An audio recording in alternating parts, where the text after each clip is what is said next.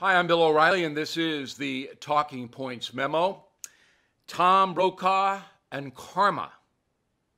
So you may know that the former NBC News anchor got into a bit of trouble when he said that he believes Hispanics living in the USA have to try harder to assimilate into our culture here. That means language, customs, that kind of thing. Well, that did not go down real well with the politically correct cadres who now rule the media. So right away on Twitter and all that, Brokaw was vilified. It took him about 30 seconds to start apologizing profusely, saying, well, I've always been a champion of Hispanics, and I just want to make things better, but I'm sorry if I offended anyone. Okay, so here's the deal. If you speak generally about any ethnic group, with one exception, any group, you are going to be vilified unless you say the best things constantly. If you criticize any group, all right, generally speaking, you are going to be hammered because we live in an age where that is not permitted. That does not come under the constitutional right of free speech. The one group you can criticize in a general sense are white men. Go get them. You can do whatever you want. White men are bad, evil, terrible, white privilege, toxic masculinity. All right? Shaving people can say that on television. You can say it all day long. You'll be applauded for saying that. Well, that's it. No other group. Maybe Catholics, but that's even dicey because a lot of Hispanic Americans are Catholic.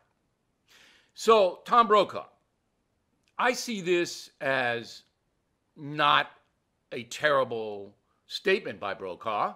I disagree with it because I used to teach high school in Dade County, Florida, and I taught many Hispanics, Cubans, and Nicaraguans, Central Americans, and those kids were assimilating pretty well.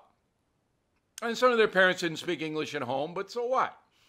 And some of them, the students, spoke Spanish to each other, and I speak a little Spanish, so if they were cursing me out, I knew it. And I didn't encourage that, but I wasn't offended by it. There was no school policy that you had to speak English in the common areas. But by and large, the kids assimilated because they wanted to go to the movies and they wanted to watch TV programs. They wanted to listen to music. It was all in English. And they adopted American customs pretty fast. So when Brokaw said that, I knew what he meant, but I disagree with it. I don't think there's a problem with assimilation in the Hispanic communities across the country. And if they choose to speak Spanish, doesn't bother me. All right? So then the left goes after Brokaw, who's a liberal guy. He's a liberal guy. And he's assimilated from South Dakota. He's assimilated quite nicely into the salons of Manhattan and Washington, D.C. But it's karma. Because the agency that he worked for, NBC News, is the champion of PC. And they run a network, MSNBC, that is a totalitarian regime. I remember when I worked at Fox, I confronted the then CEO of General Electric, Jeffrey Immelt, who was overseeing NBC News. GE owned it, and they sold it subsequently. I said, how do you let these attack animals rip apart people on a daily basis when they're lying? They're not fact. It's all hate. How do you do that? And he went, he wanted to make money.